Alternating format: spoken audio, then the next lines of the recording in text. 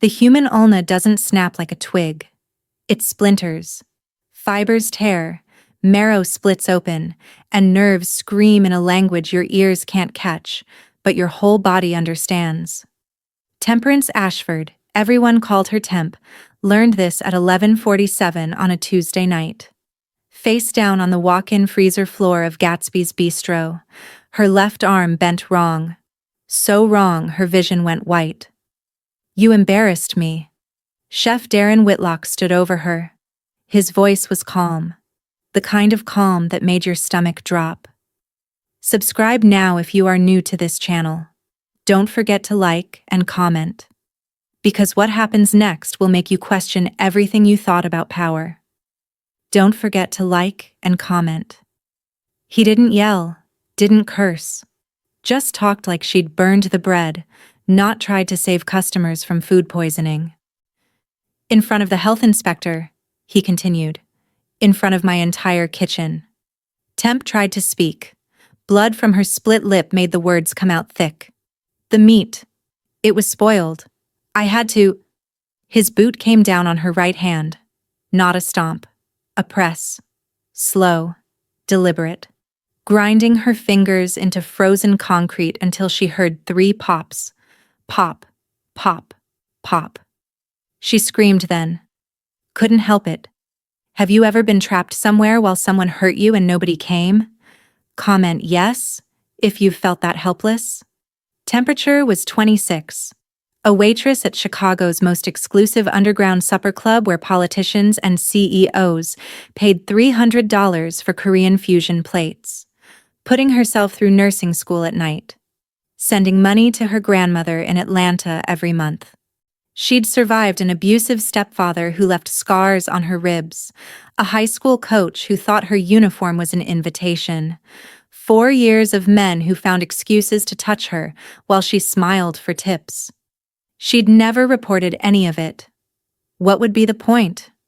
Whitlock owned half the city inspectors, had the alderman on speed dial, and Temp, a black woman with a sealed juvenile record and student loans that would bury her. No one would believe her. "Clean this mess up," Whitlock said, stepping over her like trash. 20 minutes. If you're not back on the floor, you're done. And if you tell anyone..." He smiled. "I'll make sure you never work in this city again." The freezer door slammed. Silence. Just her ragged breathing and industrial refrigeration humming. Temp counted 90 heartbeats, forced herself to sit up, and her arm hung useless. Her right hand was already swelling, fingers turning purple-black. She needed a hospital, needed police, but she couldn't go to either. Her phone, still in her apron pocket. Screen cracked from where Whitlock had shoved her into the sink earlier, but it glowed when she touched it. 11:49 p.m. She opened her messages with her left thumb, the only finger that still worked right. Tried to type her cousin Shanice's number from memory. Shanice was a paralegal. Shanice knew people. Shanice would know what to do. 77355500247. Her vision blurred. She blinked hard. 773555002. Her thumb slipped on blood. 74. She didn't notice. Just needed to send it. Needed someone to know she was dying. He broke my bones. Freezer at Gatsby's Bistro, 1247 West Madison, kitchen basement. Can't move my hand, please come. Code, Hopper's Last Supper. They'll let you in back. Send. The phone slipped from her grip, clattered across ice. She leaned back against the metal cabinet. Closed her eyes. Prayed Shanice was awake. Prayed she was close. One wrong digit. That's all it took. But what she didn't know, what she couldn't know, was that her message just landed in the hands of a dead woman's phone. Across the city, in a penthouse overlooking Lake Michigan, a phone vibrated. Just once. Ji-Hoon Kwan stared at it for 30 full seconds, certain he was hallucinating. The burner phone sat on his mahogany desk like a grave he refused to fill. He charged it every week. Not because he expected it to ring, because letting the battery die felt like killing her twice. The last message it received was 4 years ago. Appa, I'm scared. They found me. I love you. His sister. Minseo. 23 years old. Art student. Too idealistic for her own good. She'd been investigating labor trafficking in Chicago's restaurant scene. Thought she could expose it. Save people. She got too close. The Russian Bratva killed her for it. Retaliation for a territory war Ji-hoon had won. They wanted to hurt him where it mattered most. They succeeded. He'd been 30 minutes too late. Held her while she bled out on a hotel room floor. Watched the light leave her eyes. Now the phone was glowing. A stranger's desperation on a screen that should have stayed dark forever. We've all heard stories about wrong numbers. But this one? This one's different. This one summons the devil himself. Ji-hoon picked it up. Read the message twice. His face didn't change, never did, but his pulse kicked once. Hard. Out against his ribs. Gatsby's Bistro. He knew the place. Overpriced. Pretentious. Clean, as far as he knew. No operations there. But the code phrase stopped his breath. Hopper's Last Supper. 4 people in Chicago knew that phrase. Himself, his consigliere, his head of security, and Minseo. She'd made it up as a joke about Edward Hopper's painting Nighthawks, their favorite piece at the Art Institute. A recognition signal for family emergencies. No one else should know it. No one. His finger hovered over delete. Then he read it again. He broke my bones. Only subscribers will see who he kills for this. Don't miss what happens next. Ji-hoon was 34. 6 feet of controlled violence in a Tom Ford suit. Black hair swept back. Face like architecture. All edges and cold beauty. 3 years ago, GQ Korea wanted to feature him.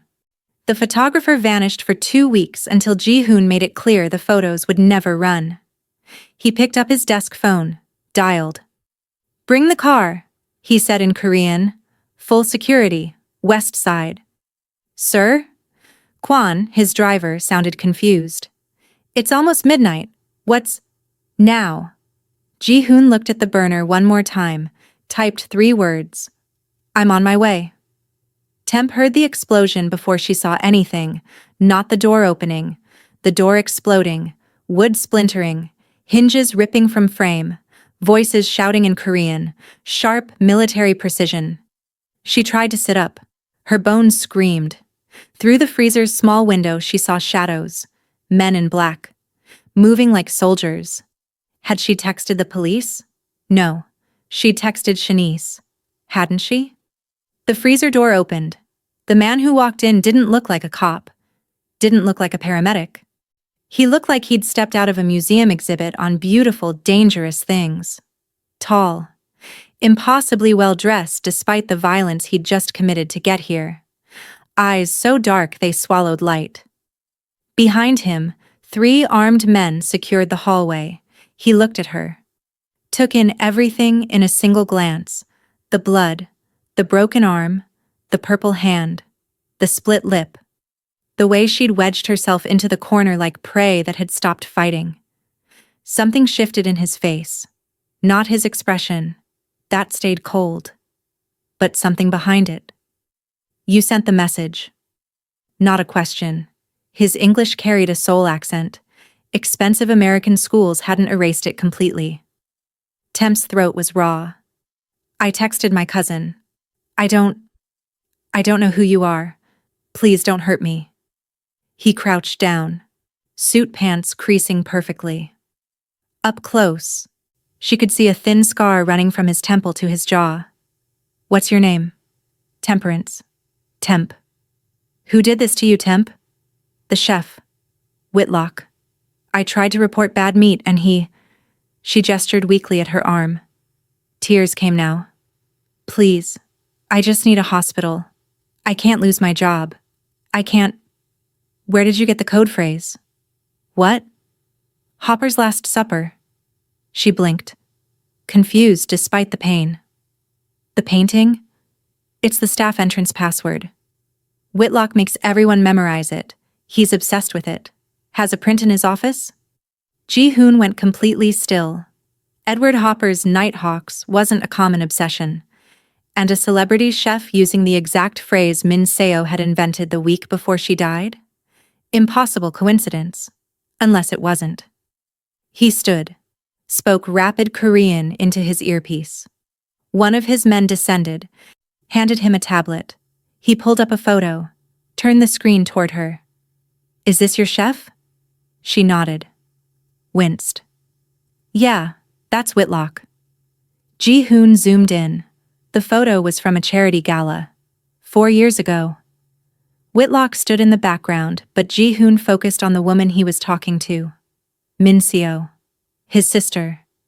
His beautiful, stubborn sister who'd been investigating trafficking, who'd gotten too close, who'd died because of it. "This man killed my sister," Ji-hoon said. His voice dropped, went cold in a way that made the freezer feel warm. Temp stared. "What?" "Not directly, but he gave information to people who did." He looked down at her. "I've been searching for the connection for 4 years. You just handed it to me. I don't understand. I just texted the wrong number.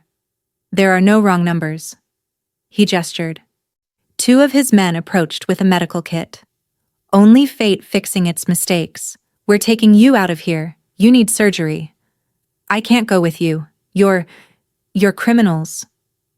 "I'm a businessman," Ji-hoon corrected. "And you have no other options. Whitlock already filed a police report. Claims you assaulted him. There's a warrant for your arrest." "That's impossible. I've been in this freezer." 23 minutes. Long enough for him to punch himself, break a mirror, call his alderman. Ji-hoon held out his hand. "Come with me and live, or go to the hospital and get arrested before they set your bones. Choose. What would you do? Go with the mobster or trust the system that already failed you? Tell me in the comments." Temp looked at his hand.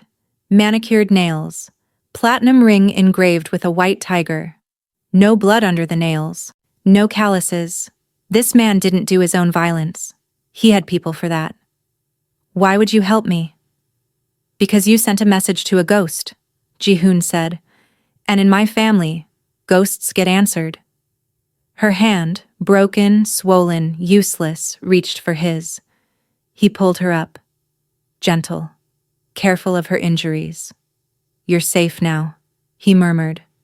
But as he carried her past the shattered door, past the 3 armed guards, past the kitchen where Whitlock had already fled, Temp wondered. Safe from what? Or safe for what? Temp woke up in a room that cost more than everything she'd ever owned. Floor-to-ceiling windows. Lake Michigan stretched out like black glass under city lights. The bed was enormous, sheets so soft they felt liquid. Her left arm was casted. Professional work, not an ER rush job. Her right hand was bandaged, but she could move her fingers. An IV drip fed into her uninjured arm. Subscribe if you have not. Don't miss this. She's about to get an offer she can't refuse. Literally. A woman sat by the window reading a Korean newspaper. 50s. Elegant. Wearing a dress that looked traditional but modern. She looked up when Temp stirred. Good. You're awake. Her English was perfect. I'm Dr. Yoon. I repaired your ulna. Clean break, fortunately. Your hand needed more attention. 3 broken bones. 1 required pinning. You'll need physical therapy, but you'll heal completely. Temp's throat felt like sand. Where am I? Mr. Kwan's residence. Dr. Yoon stood, checked the IV. The penthouse. He's been waiting to speak with you. Are you ready? Do I have a choice? Dr. Yoon smiled. Kind, but knowing. Mr. Kwan doesn't keep prisoners, but I think you'll want to hear what he has to say. The door opened. Ji-hoon entered like he owned the air itself. He'd changed. Black turtleneck, slacks. Less mobster, more tech billionaire. He nodded at Dr. Yoon, who slipped out quietly. He pulled a chair close to the bed.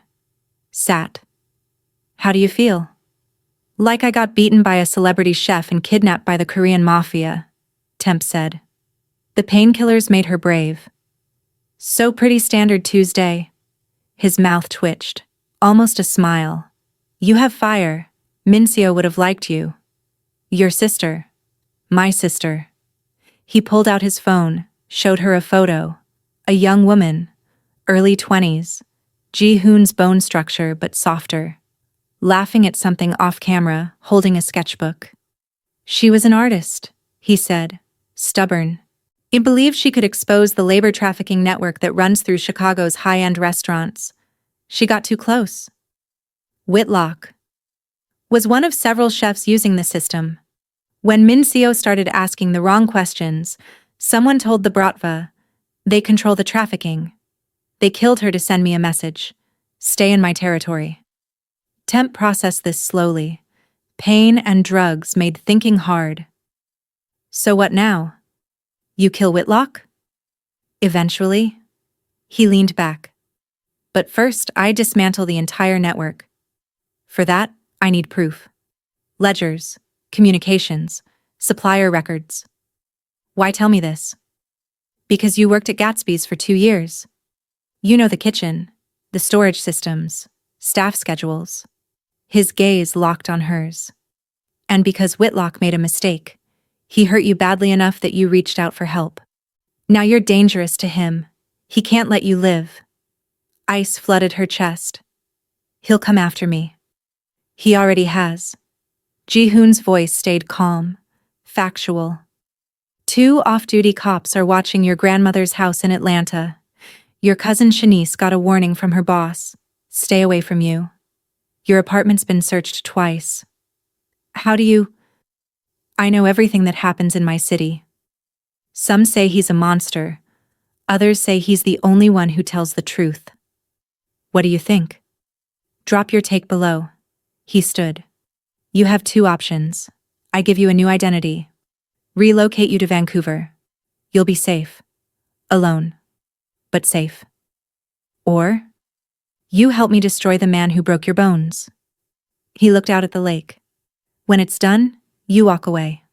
With enough money to finish nursing school and never serve another table.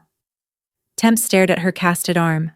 It thought about her grandmother, about Shanice, about every time she'd swallowed rage and smiled for tips, about the boot on her hand. Pop, pop, pop. What would I have to do? Ji-hoon turned back. Something flickered in those dark eyes. Respect, maybe. Or recognition. First, heal. He moved toward the door. Then we'll talk about revenge. He paused at the threshold. Mincio would have liked you, he said again. Quieter this time. She fought too. Until she couldn't anymore. The door closed. Temp looked around the room. Beautiful. Warm. Safe. A gilded cage with a view. If you haven't subscribed yet, you'll miss her choice. And trust me, it changes everything. But here's what she couldn't stop thinking. The man who should terrify her. The ghost of Koreatown. The head of a crime family. And a killer in expensive suits. Had answered a text meant for someone else. Had kicked down doors. Had carried her to safety. Had given her a choice when she'd had none. What does that make him? Hero or monster? Or something more dangerous? Both? Outside, the city glittered. Inside, Temperance Ashford made a decision that would cost her everything she was, and give her everything she could be. Still not subscribed? Comment why. I need to know what's holding you back. 3 days later, Ji-hoon took Temp to his private library. The room was 2 stories tall. Floor-to-ceiling bookshelves packed with everything from Korean literature to medical textbooks to cookbooks. In the center sat a long table covered with files. Temp's arm still ached. Her hand was healing but stiff. She'd been confined to the penthouse. Recovering, Ji-hoon said. But it felt more like being studied, like he was deciding what to do with her. This is everything I have on the trafficking network, Ji-hoon said, spreading documents across the table. 6 restaurants, All high-end, 15 workers who've disappeared. And this? He pulled out a photo. Mincio standing outside Gatsby's bistro with a man Temp didn't recognize. Asian. Mid-30s. Expensive suit. Who's that? Detective Raymond Park. Ji-hoon's voice went flat. Chicago PD gang unit. He was Mincio's boyfriend. Temp frowned. Your sister was dating a cop? A cop who promised to help her investigation. A cop who was with her the night she died. Ji-hoon's jaw tightened. A cop who claims the Bratva broke into their hotel room and killed her while he was getting ice. You don't believe him? I believe he's still alive, and she isn't. Hit subscribe and turn on notifications. You won't believe what she spots in this photo. Temp studied the photo more carefully. Something nagged at her. The way Park stood. The angle of his hand. Can you zoom in on his hand? Ji-hoon pulled up a digital version on his tablet. Expanded it. There. On Detective Park's right hand. A tattoo. Small. Easily missed. A white tiger. The same symbol on Ji-hoon's ring. That's your family symbol, Temp said slowly. Ji-hoon went very still. What? The white tiger. It's on your ring. On that painting in the hallway. She looked at him. You didn't know he had that tattoo? No. His voice was deadly quiet. Only blood family carries that mark. It's tradition. Temp felt the pieces shifting. Could Mincio have given it to him? Like a couple's tattoo?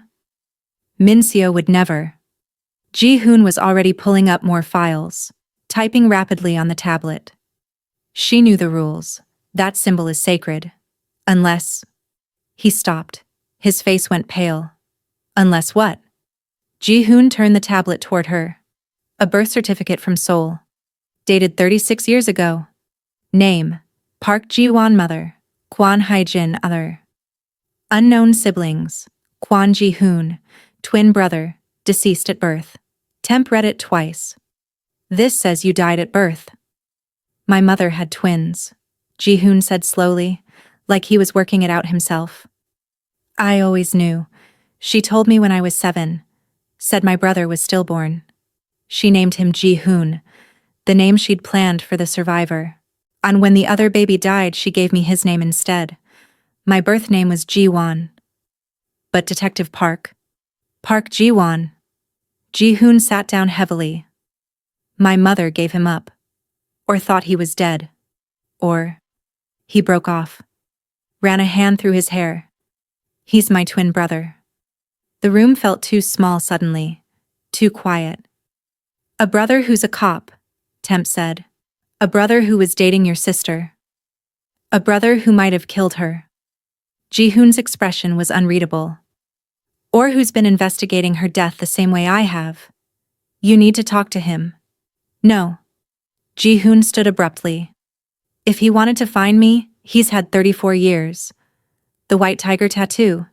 If he has it, he knows who he is. Which means he's chosen to stay away. Or he's been trying to take you down from the inside. Ji-hoon looked at her sharply. Temperature stood. Ignored the ache in her bones. Think about it. You're the head of a crime family. He's a cop in the gang unit. If he knew you were his brother, what better position to be in? He gets close to Mincio, learns your operations, and when she starts digging into trafficking, something that might expose his investigation, he lets her die. Ji-hoon finished. To protect his cover. Or to protect you, Temp said quietly. From a gang war, you couldn't win. Subscribe now if you haven't and join us. What happens when these brothers finally meet will leave you speechless. The silence stretched between them. Finally, Ji-hoon spoke. We need to know which. He pulled out his phone, made a call. Spoke in Korean. Clipped. Cold. Commanding. When he hung up, he looked at Temp. The meeting is set for tomorrow night. Neutral ground. And if he's the one who killed her? Ji-hoon's eyes went dark, empty. Then I'll bury the only family I have left. Outside, rain started to fall. Inside, Temp realized she'd just helped a monster find his brother. She just didn't know which one was more dangerous. Like this chapter, if you're hooked, drop your theory in the comments, and make sure you're subscribed for what comes next. The meeting happened in a Korean bathhouse in the heart of Koreatown, neutral territory. Owned by neither the police nor the Baeko Syndicate, a place where business got done in steam and silence. Ji-hoon brought only Kwon.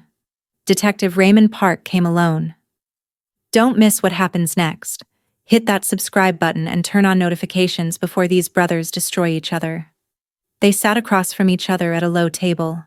Private room. Hot stones releasing cedar-scented steam. Two men who shared DNA but nothing else.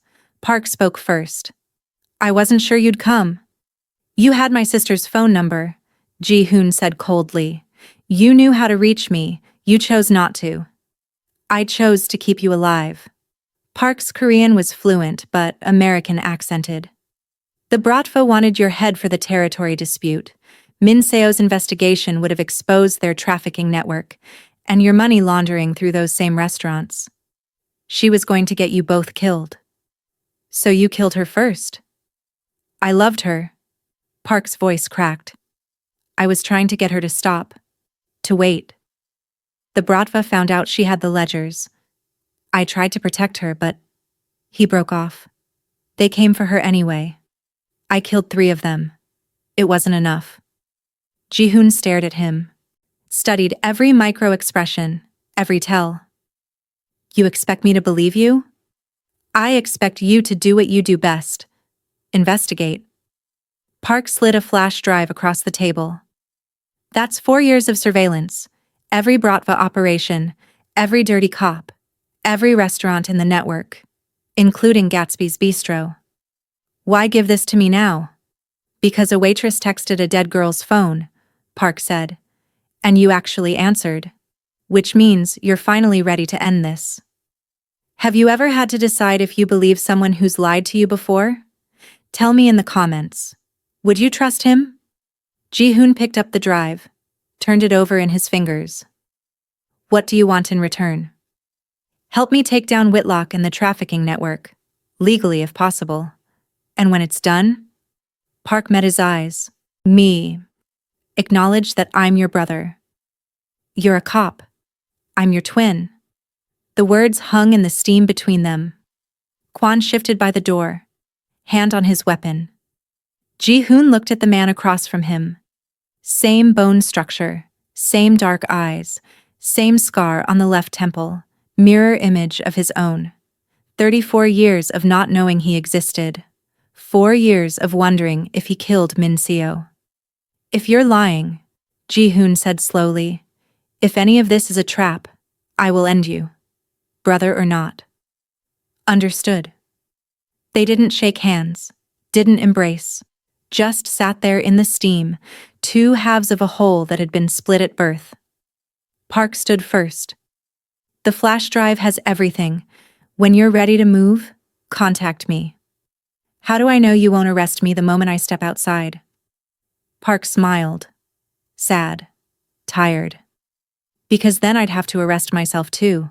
We're more alike than you think, Ji-hoon. We both cross lines to protect people. You just do it honestly. He left. Ji-hoon sat alone in the steam for a long time. When he finally emerged, Temp was waiting in the car. Well? She asked. He's either the best liar I've ever met, Ji-hoon said, or he's telling the truth. Which do you think? Ji-hoon looked at the flash drive. I think Min Seo loved him, and my sister had good instincts about people. He paused. Except when it came to staying alive. Like, comment, and subscribe for fresh episodes. Trust me, you won't want to miss what's coming. Temp watched the bathhouse disappear in the rearview mirror. So what now? Now we see what's on this drive, and if Park's telling the truth? Ji-hoon's jaw set. Nim. We burn Whitlock's entire operation to the ground. And if he's lying? Then I bury both of them. The car pulled away into Chicago traffic. In the back seat, Ji-hoon inserted the flash drive into his laptop. What he found there would change everything. But what he didn't know, what none of them knew, was that across town, someone was watching. Someone who'd been waiting 4 years for this exact moment. Someone who wasn't as dead as everyone thought. If you enjoyed this, smash that like button, drop your theory below, and subscribe so you don't miss the next twist. 2 weeks of preparation. Temp learned what it meant to survive in Ji-hoon's world. The penthouse gym became her classroom. Kwon became her teacher. And pain became her constant companion. Again, Kwon said in his clipped English.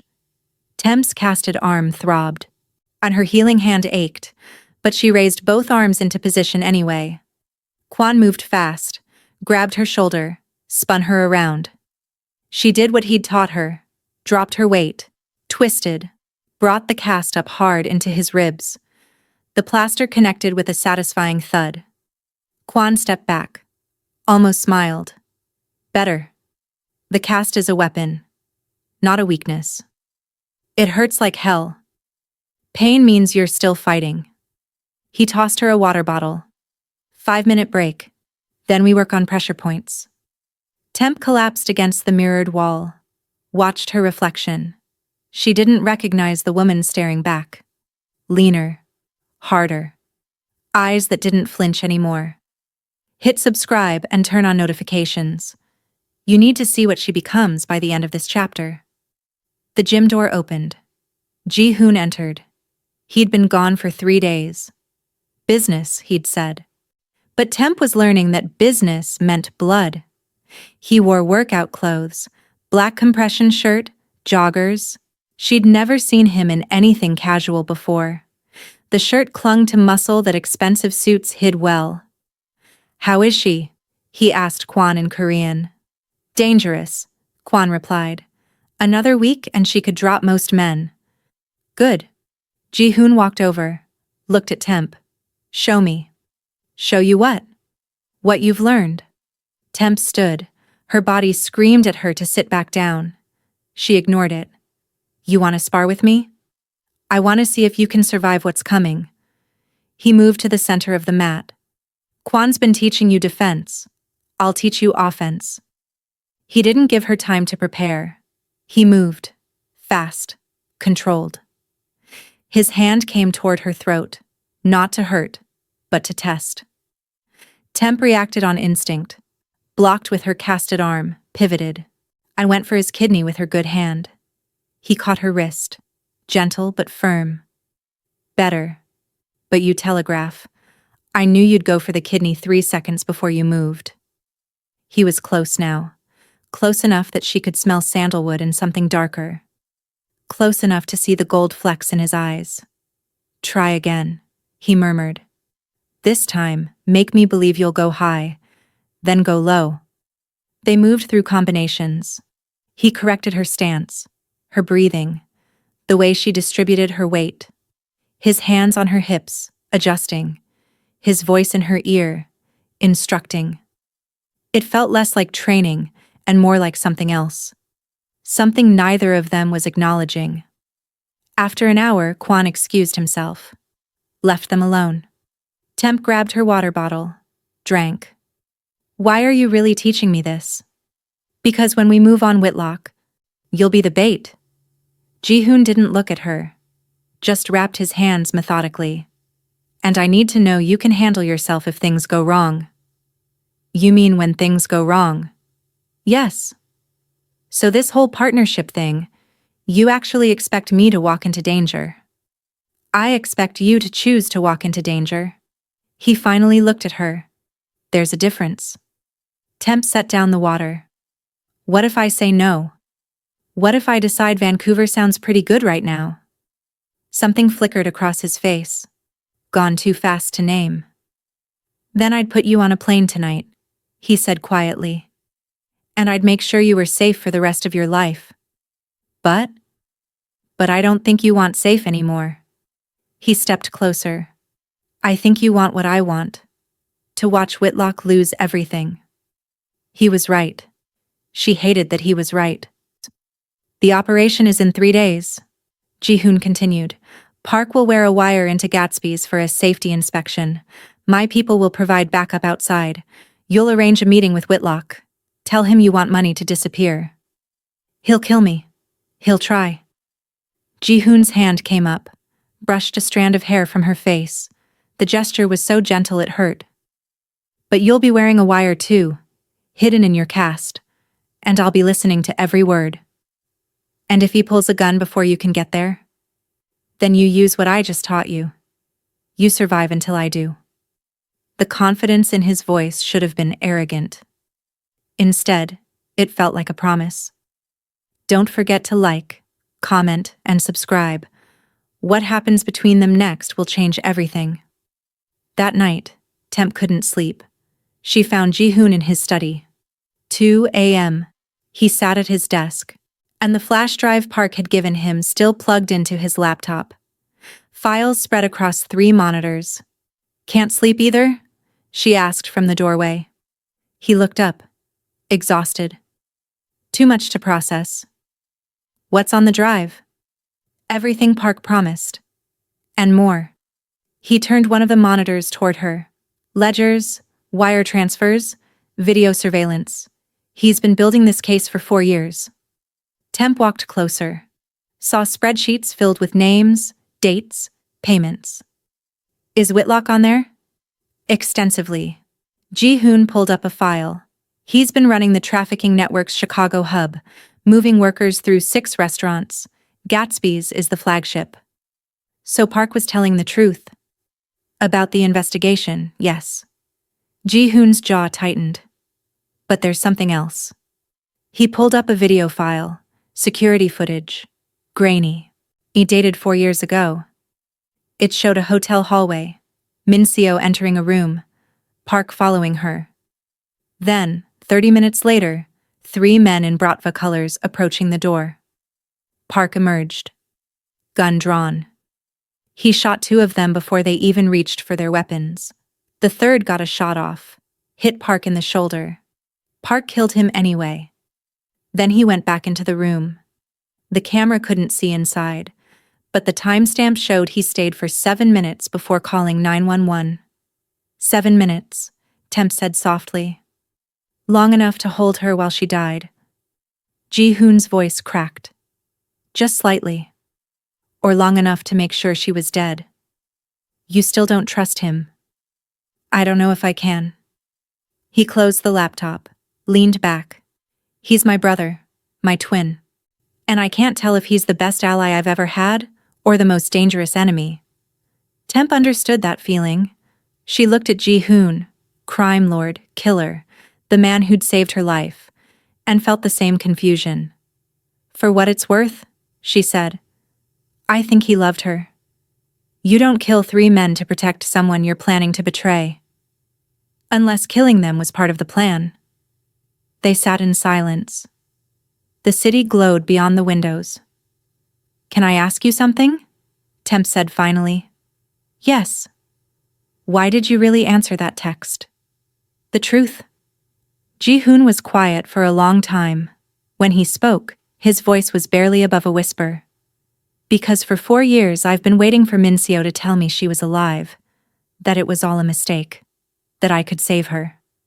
He looked at Temp. When that phone buzzed, for 30 seconds, I believed it, and then I read your message, and I realized fate was giving me something else. Not my sister back, but a chance to finish what she started. By using me. By saving you. He stood, walked to the window. I told myself it was about the case, about Whitlock, about revenge. But the truth? He turned. The truth is, I couldn't let another woman die in a freezer because someone in power decided she didn't matter. The honesty in his voice broke something in Temp's chest. She crossed the room, stood next to him. Their reflections overlapped in the glass. I'm not her, Temp said. I'm not your sister. I know. And I'm not looking to be saved anymore. I'm looking to fight back. I know that too. His hand found hers. Not romantic. Just connection. That's why I'm terrified of what happens in 3 days. Because I might get hurt? Because I might not be able to stop it? Subscribe now and join the community.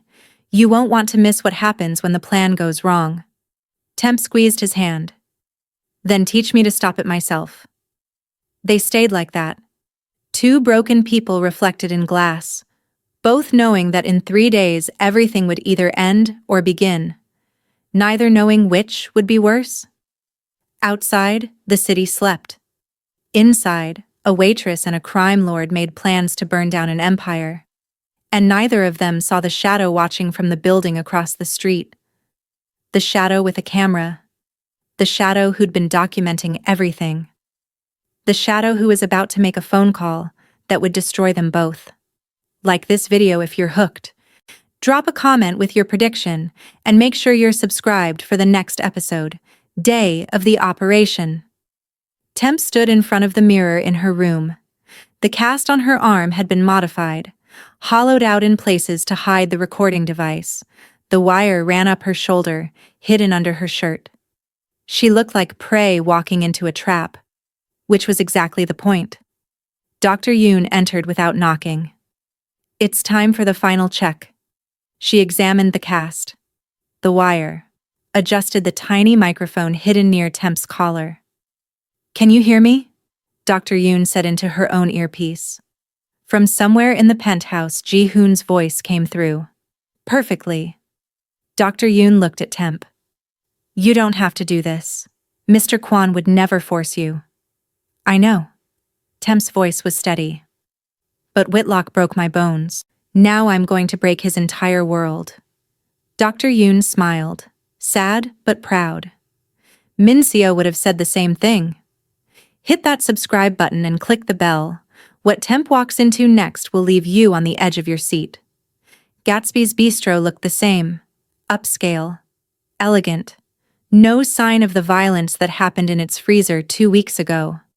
Temp walked through the front door at exactly 6 p.m. The hostess recognized her, went pale. I need to see Whitlock, Temp said. Tell him Temperance is here to negotiate.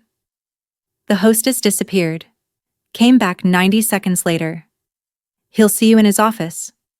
Temp walked through the dining room, past tables where she'd served hundreds of meals, past the kitchen where she'd tried to do the right thing, past the freezer where she'd almost died.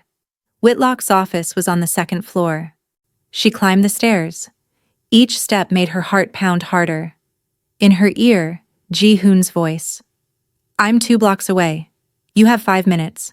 If anything feels wrong, say the word Atlanta, and we come in immediately. Temp knocked. Come in, Whitlock's voice called. She opened the door. The chef sat behind his desk. Same practiced smile, same expensive suit. But his eyes were different. Colder. More calculating. Temperance, I'm so glad you came to your senses. I want $50,000, Temp said. The script Ji-hoon had given her. Cash. And I disappear. You never hear from me again. Of course. Whitlock opened his desk drawer. Temp's training kicked in. She watched his hand. Watched the angle of his shoulder. He wasn't reaching for money. He pulled out a gun. Or, he said pleasantly, you disappear permanently. That works too. In her ear, Temp, say Atlanta.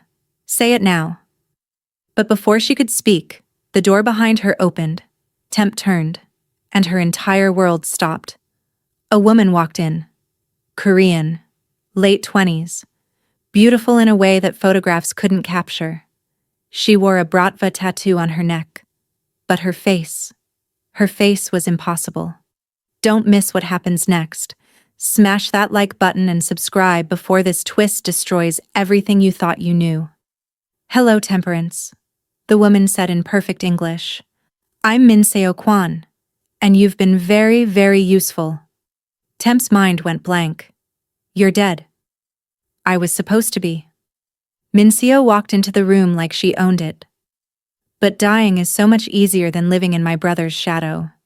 So I faked it. The bratva helped. They're very good at making people disappear. She moved closer.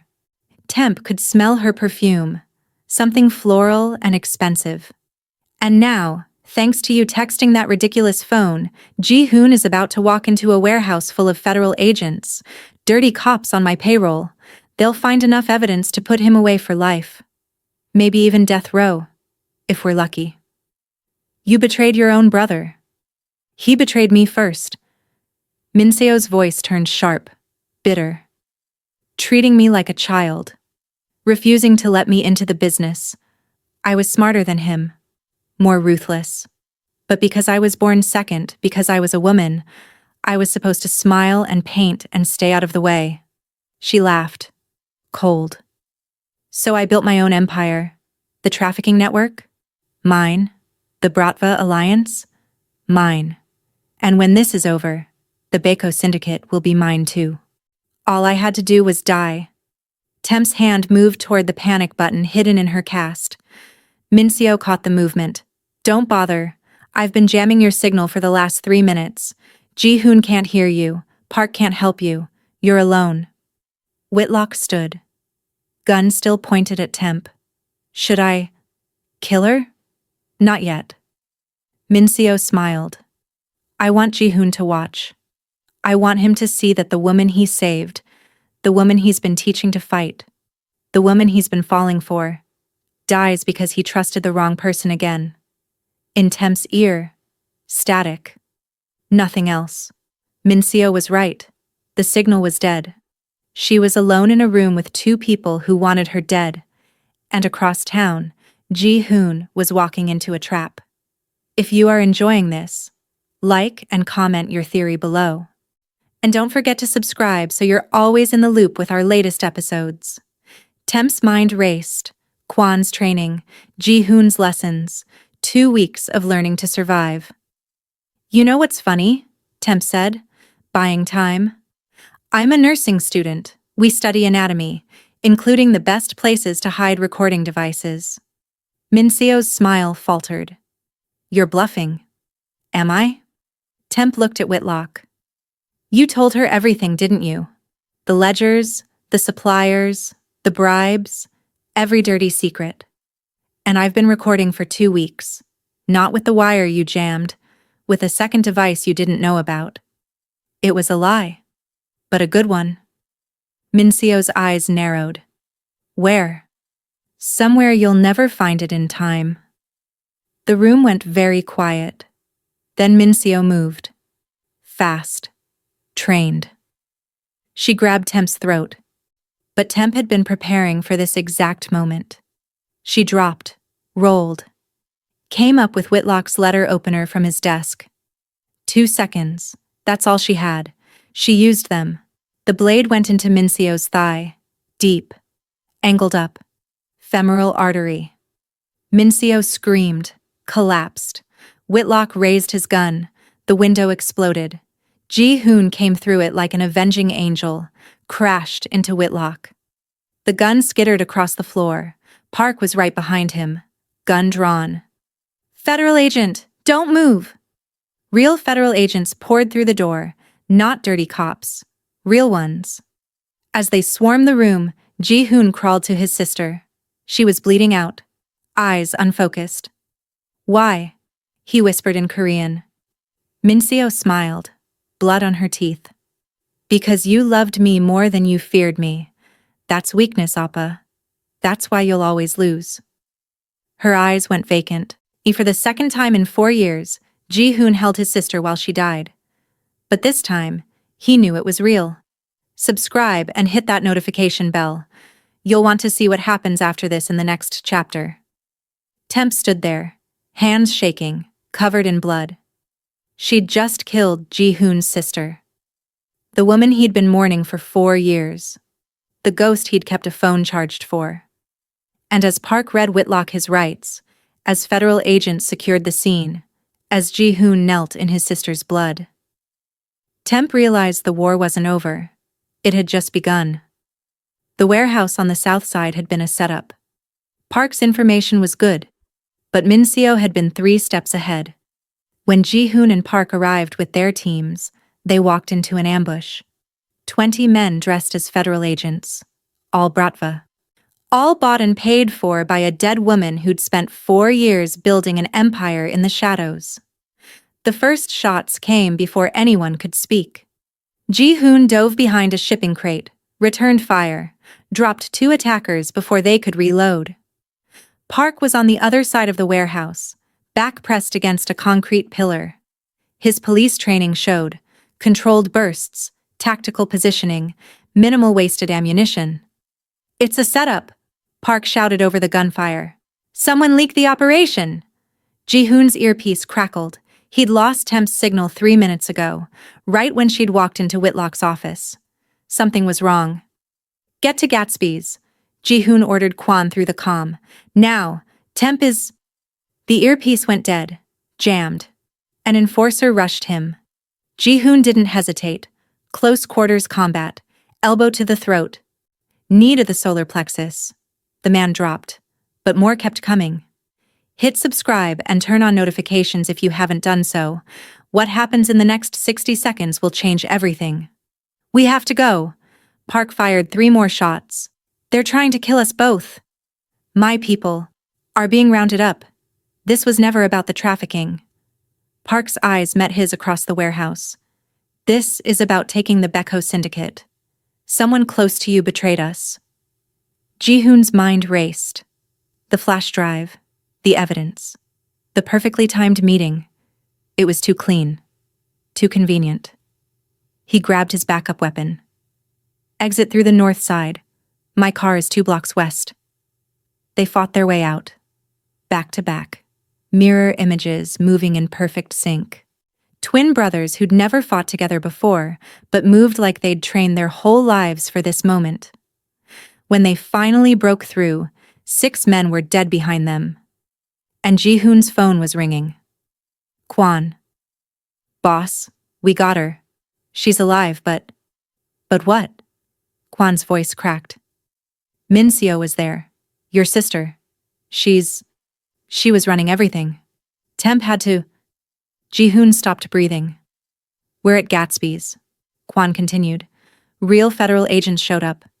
Park must have called them. It's over. Whitlock's in custody. The network is down. But boss, you need to get here." Ji-hoon was already running. He found Temp sitting on the curb outside Gatsby's bistro. Paramedics had checked her, cleared her. But she sat there anyway, staring at her hands. They were covered in blood. His sister's blood.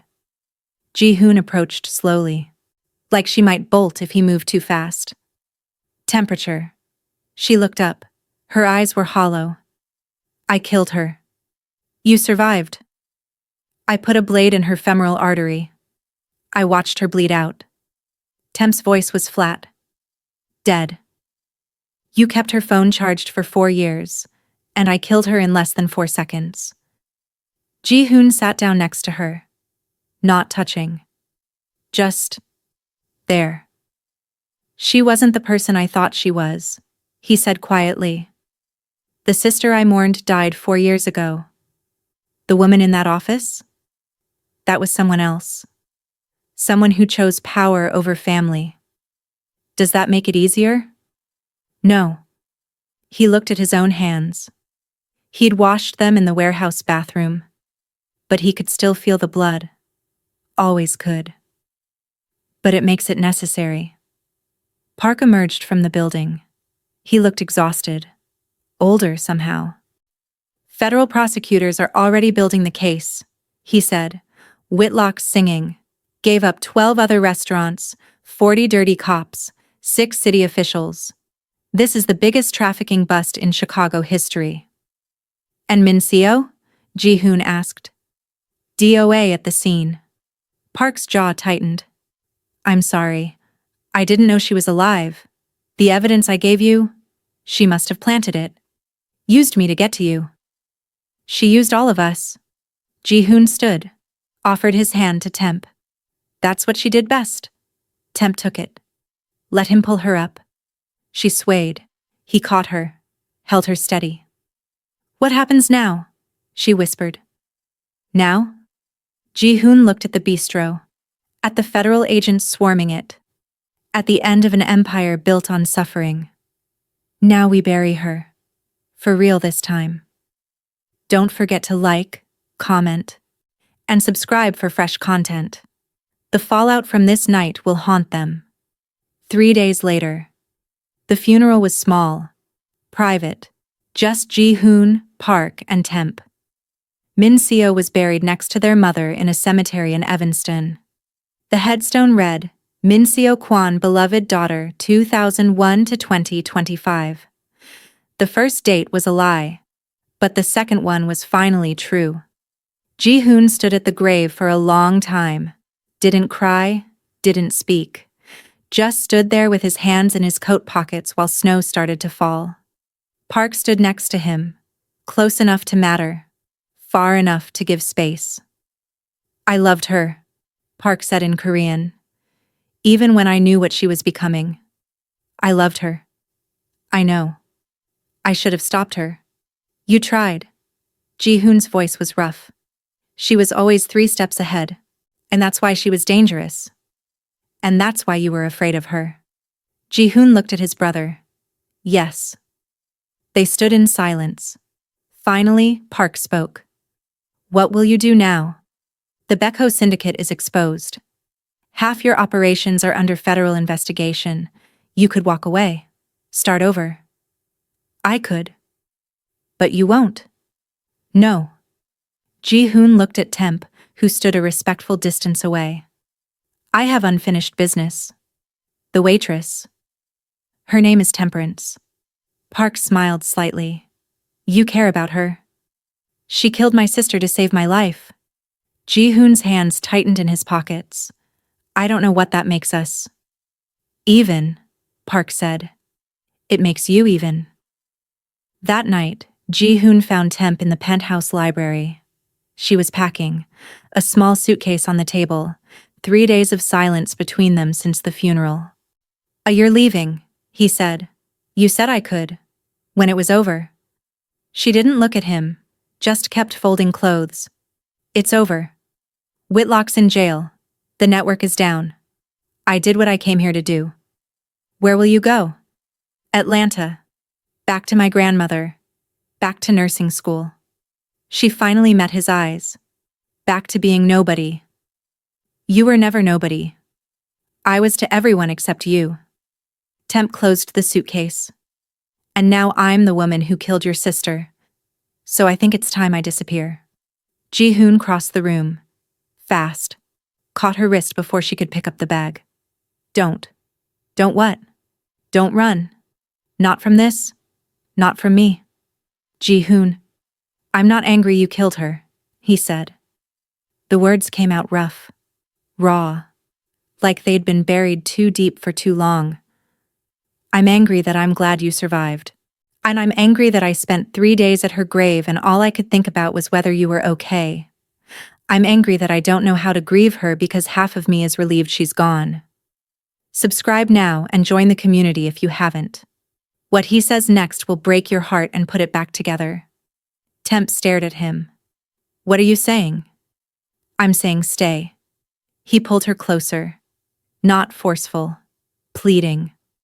Stay and help me figure out what the hell we do with this. With us. With everything she destroyed and everything we built. There is no us. I'm a waitress who texted the wrong number. You're a survivor who became a warrior. His hand came up, cupped her face. You're the woman who reminded me why I started this. Why Min-seo started this. Before it all went wrong. And what am I supposed to do? Be your girlfriend? You your partner in crime? Be whatever you want. His forehead touched hers. Just be here. The kiss happened because neither of them could stop it. It tasted like grief and want, and 3 weeks of sleeping in separate rooms while wanting to be in the same one. It tasted like survival. When they broke apart, Temp was crying. I killed your sister, she whispered.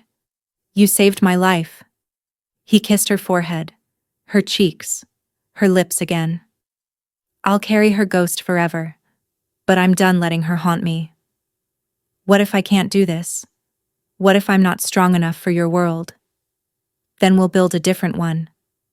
He pulled back, looked at her, really looked.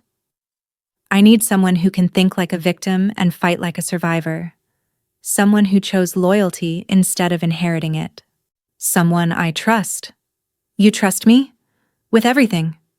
Temp looked at her suitcase, at the library, at the man who'd kicked down doors to save her, at the life she could walk back to. Safe. Small. Hers. At the life she could build here. Dangerous. Complicated. Theirs. She unpacked the suitcase. One condition, she said. Anything.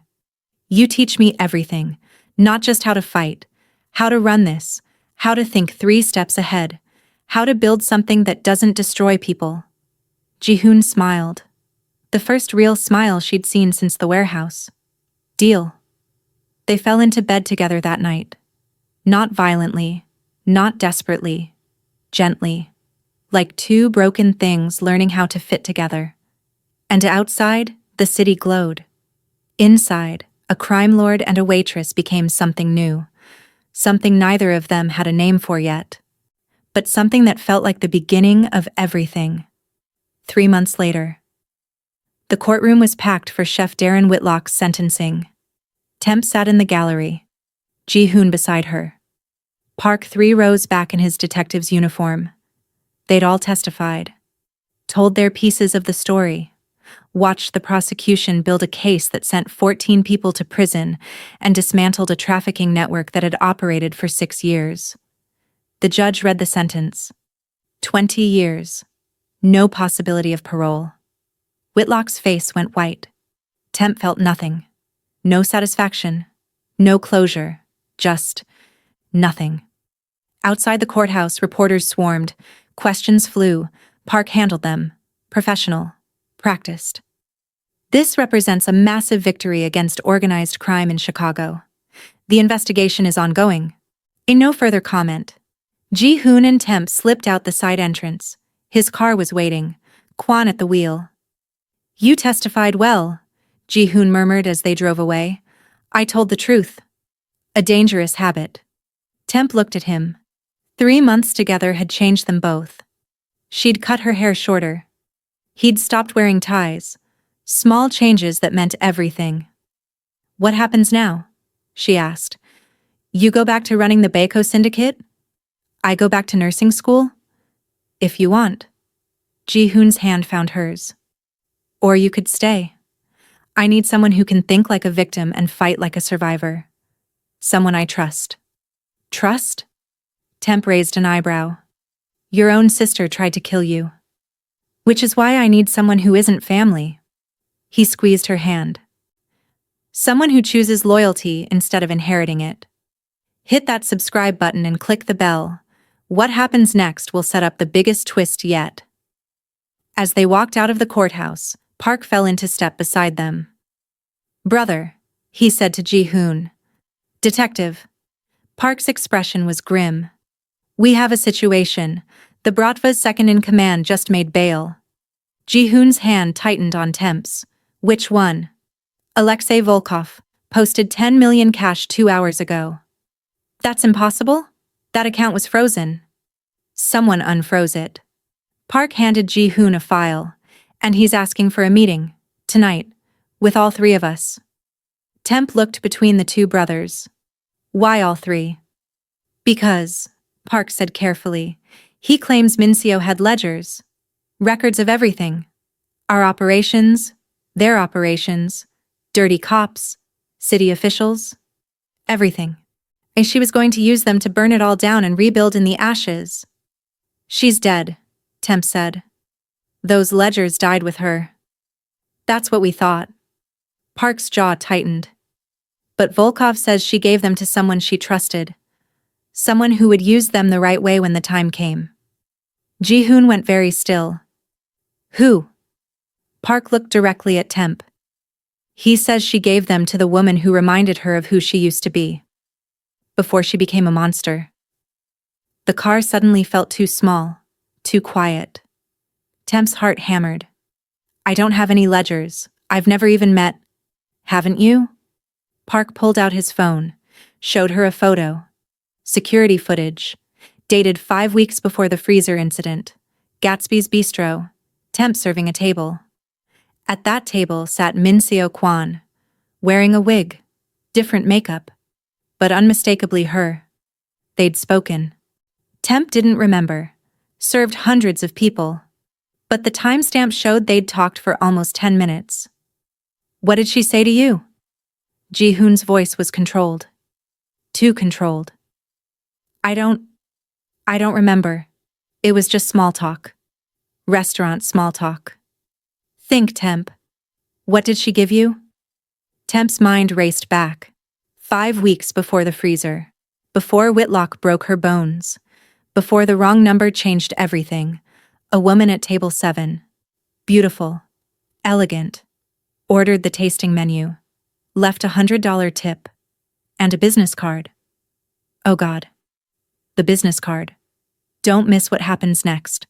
Smash that like button and subscribe before this revelation destroys everything. She gave me a business card, Temp whispered. Said if I ever needed legal help to call the number on it.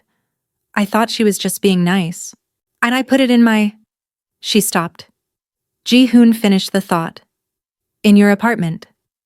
Which has been searched twice. No. Temp's mind cleared. In my grandmother's Bible. I mailed it to her the next day with my usual money. Told her to keep it safe. Just in case. The car swerved. Kwan cursed in Korean. Park leaned forward. Your grandmother in Atlanta. Does she still have that Bible? She never throws anything away. Then we need to get to Atlanta, Park said. Before Volkov does. Ji-hoon pulled out his phone. Dialed. Prep the jet. Wheels up in 30 minutes. He looked at Temp. Something in his eyes she hadn't seen before. Fear. If Volkov gets those ledgers, Ji-hoon said quietly, he'll have enough leverage to control every criminal organization and law enforcement agency in Chicago. He'll own the city. And if we get them? Then we decide who burns. He touched her face. Including ourselves. If you enjoyed this, like and comment your theory below. And don't forget to subscribe, so you're always in the loop. The car raced toward the airfield. Behind them, the courthouse disappeared. Ahead of them, Atlanta waited. And in a high-rise office across town, Alexei Volkov made a phone call. She figured it out, he said in Russian. They're going to Atlanta. On the other end of the line, a woman's voice, digitized, scrambled, replied. Let them go. I've waited 4 years for this.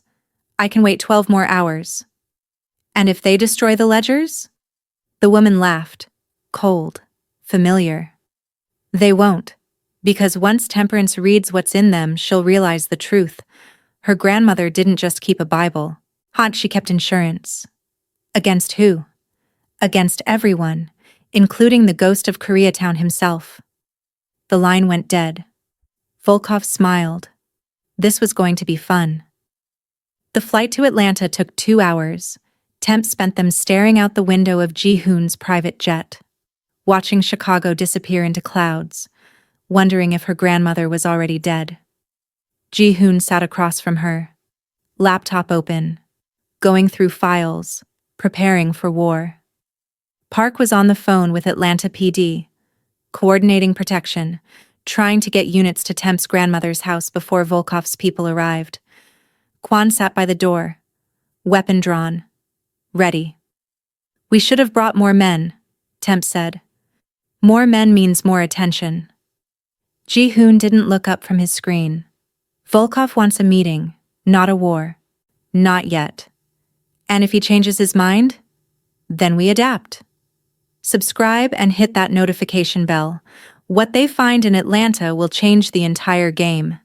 The plane landed at a private airfield outside the city. 2 SUVs waited on the tarmac. They drove through Atlanta traffic in tense silence. Past neighborhoods Temp had grown up in. Past the high school where a coach had tried to destroy her. Past the corner store where her stepfather used to buy cigarettes before coming home to hit her mother. Every mile was a memory she'd tried to forget. There, Temp said, pointing. The yellow house. Third from the corner. The house looked exactly the same. Small. Well kept. American flag on the porch. Garden gnomes her grandmother had collected for 30 years. But something was wrong. The front door was open. Stay in the car, Ji-hoon ordered. That's my grandmother. Which is why you stay here. He looked at Kwon. With me. Park. Cover the back. They moved fast. Professional, weapons drawn. Temp counted the seconds. 30. 60. 90. Then Ji-hoon appeared in the doorway. His expression told her everything. She was out of the car before he could stop her. Running up the walkway, through the door. Her grandmother sat in her favorite chair. Unharmed. Drinking tea. Across from her sat Alexei Volkov. He was massive. 6'5". Built like a brick wall. Tattoos covering his hands. Bratva symbols on his neck. But his suit was expensive. His smile was warm. Temperance, he said in accented English. Your grandmother makes excellent sweet tea. You should have told me you were coming. I would have brought flowers. Temp's grandmother, Nana Ruth, looked completely calm. This nice man says he's a friend of yours, baby. Says you've been working with the police on some kind of investigation. Volkov's smile widened. I told her you're a hero, taking down bad men. She's very proud. Don't forget to like, comment, and subscribe for fresh videos every week. This confrontation is just getting started. Ji-hoon entered, gun raised. Step away from her. Or what? You'll shoot me in front of Nana Ruth? Volkov took a sip of tea. That would be rude. She just baked cookies. Park came through the back door, weapon drawn. Alexei Volkov, you're under arrest for... For what, Detective Park? Volkov set down his teacup. Having tea with a lovely woman? I've committed no crime. I'm simply here to talk. Talk about what? Temp demanded. The ledgers, of course. Volkov leaned back. Min-seo Kwon was a very clever woman. She spent 4 years documenting everything, every dirty cop, every corrupt official, every criminal operation in Chicago, including your boyfriends. He looked at Ji-hoon. The Baeko Syndicate's money laundering, your protection rackets, the 3 people you've killed in the last year. It's all there. Dated. Documented. Irrefutable. She's dead, Ji-hoon said coldly. Whatever she had died with her. Did it? Volkov pulled out his phone. Showed them a photo. The business card.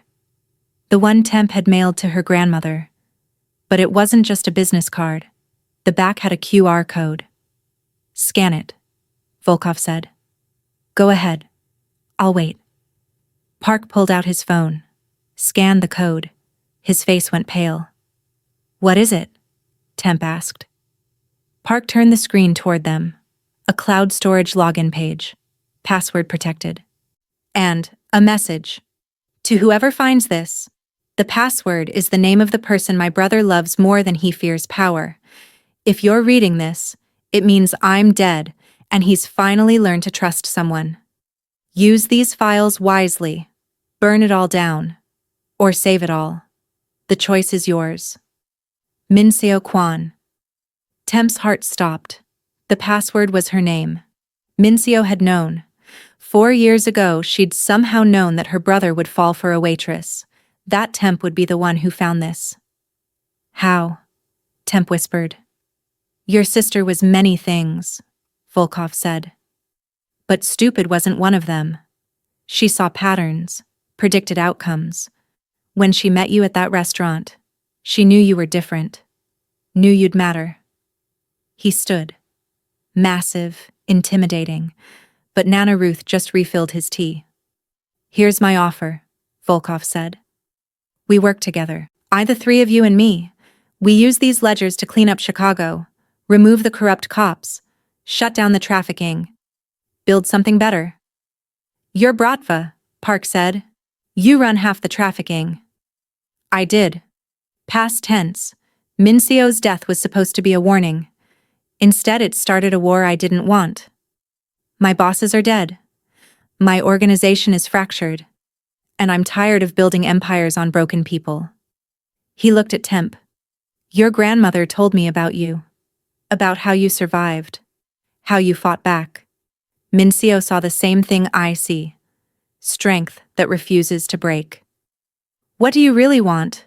Ji-hoon demanded. Partnership. You know the Korean networks. Park knows the police. I know the Russians.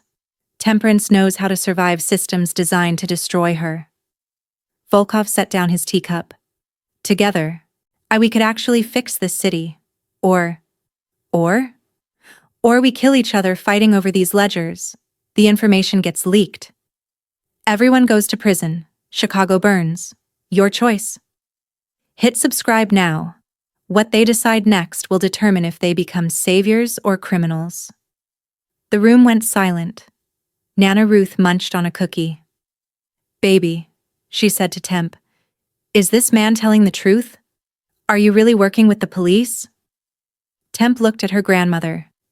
The woman who'd raised her. Who'd believed in her. Who didn't know her granddaughter had killed someone 3 months ago. Yes, Nana.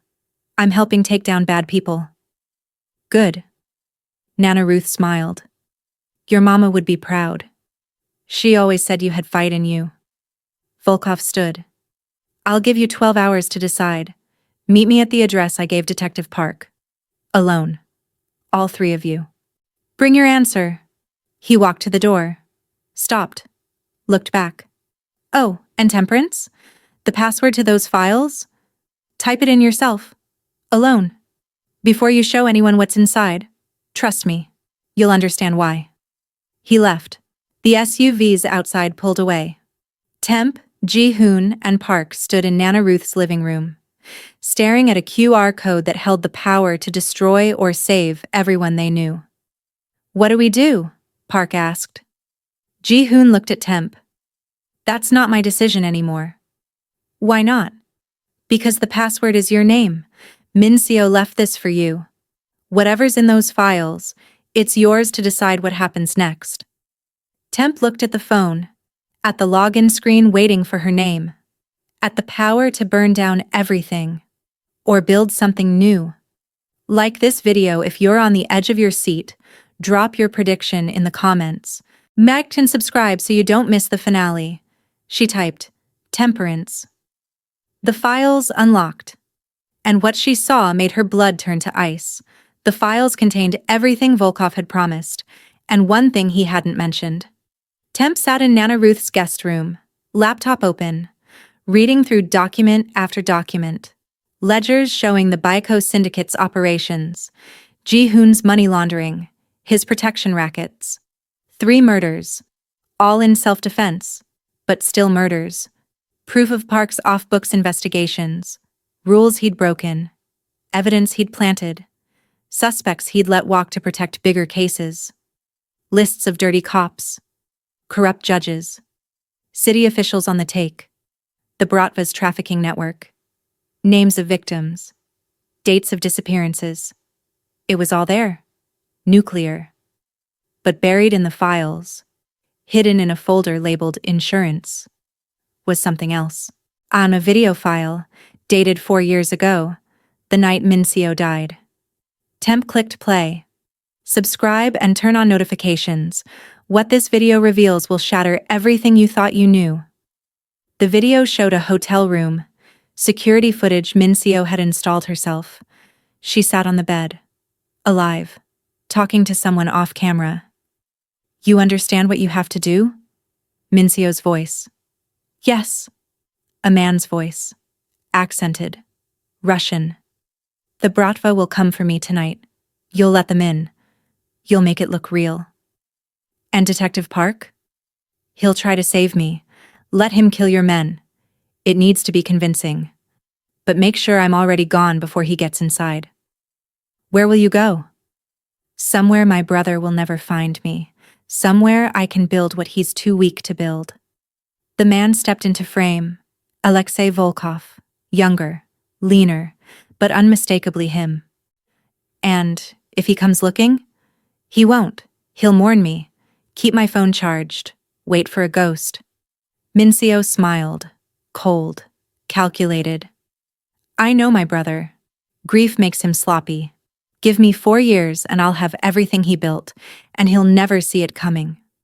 The video ended. Temp stared at the screen. Mincio had planned her own death. Volkov had helped her. Park had been telling the truth. He'd tried to save her. But she was already gone. And now, Volkov was here, offering partnership, claiming he wanted to fix Chicago. But he'd helped Mincio fake her death, had been part of her plan from the beginning, which meant his offer was a trap, or a test, or both. Temp's hands shook as she closed the laptop. She had 12 hours to decide what to do with this information. Tell Ji-hoon that Volkov had betrayed him 4 years ago? Tell Park that his investigation had been compromised from the start? Use the ledgers to burn everyone, including herself? Or... There was a knock at the door. Ji-hoon entered. Did you find something? Temp looked at him.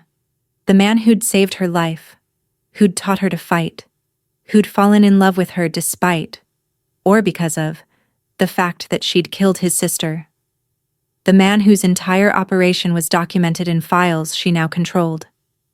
Yes, she said. I found everything. And? Hit that subscribe button and click the bell. Her choice will determine everyone's fate. Temp stood, walked to him, put her hand on his chest. I need you to trust me, she said. One more time, can you do that? With my life. Good. She kissed him. Soft. Final. Because what I'm about to do, you're going to hate me for. At least for a little while. Temp. The meeting with Volkov. I'm going alone. Absolutely not. It's the only way this works. She pulled back. Mincio left these files for me. Not you. Not Park. Me. Which means I'm the only one who can decide what happens next. Then decide together. We're partners. We are. Which is why you have to let me do this. She touched his face. I love you. I need you to remember that. No matter what happens in the next 12 hours. Ji-hoon's eyes searched hers. What are you planning? To choose my monster. She smiled. Sad. Determined. And make him kneel. 11 hours later, the meeting location was a Russian bathhouse in South Atlanta. Volkov sat in the steam. Alone. As promised. Temp walked in. No wire, no weapon.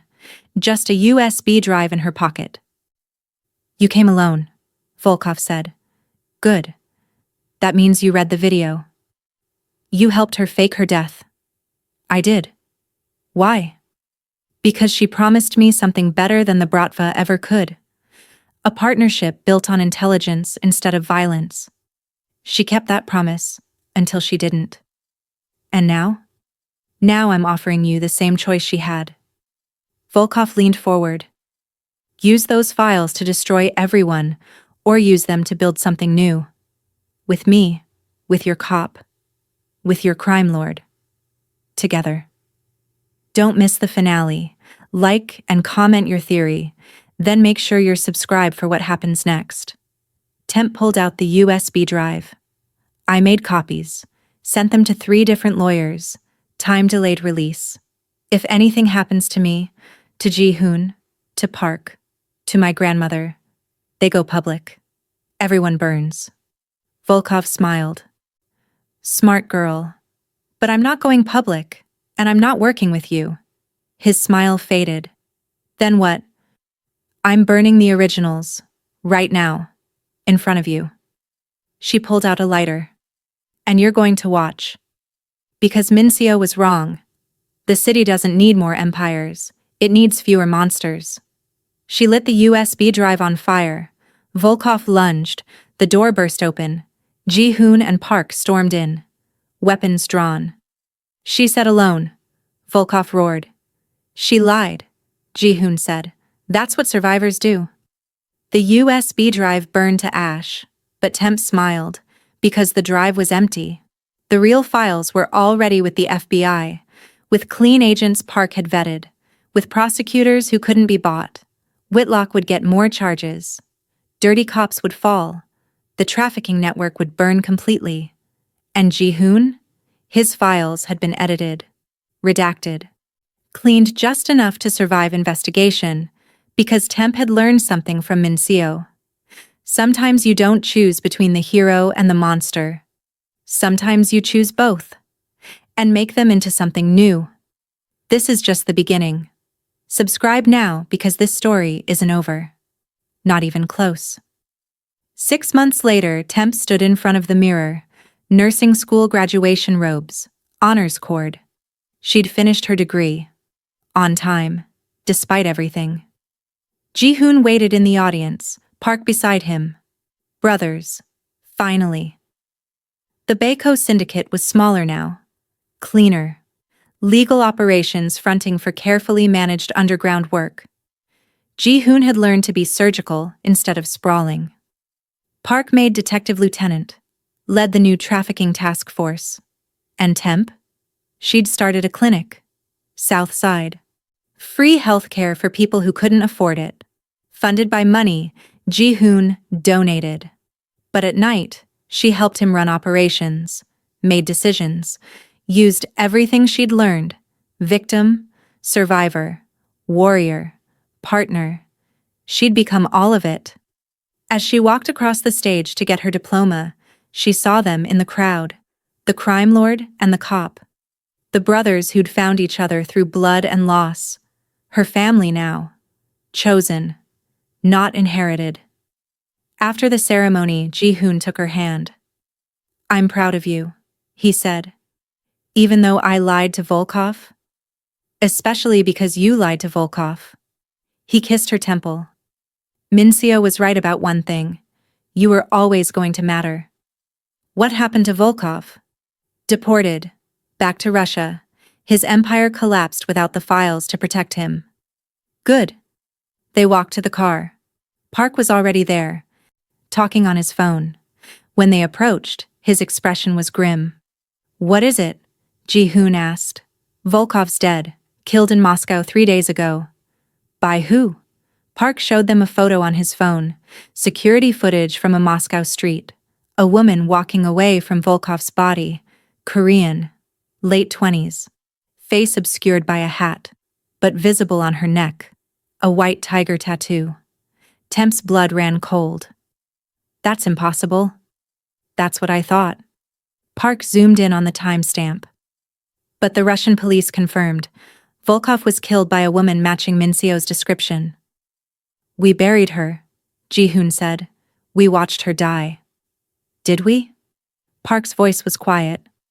"Or did we watch her disappear again?" If you love this story, smash that like button and subscribe, because if Min-seo is alive, this war is far from over.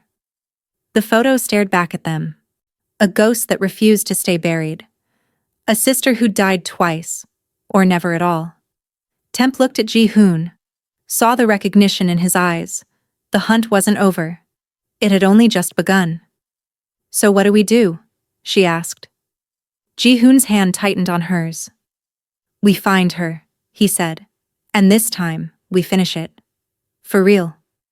The car pulled away into Atlanta traffic. Behind them, Temp's old life disappeared. Ahead of them, a new war waited. And in Moscow, a woman with a white tiger tattoo boarded a plane. Destination, Chicago. The ghost was coming home. Subscribe and hit that bell. Part 2 is coming, and you won't want to miss what happens when the dead woman returns.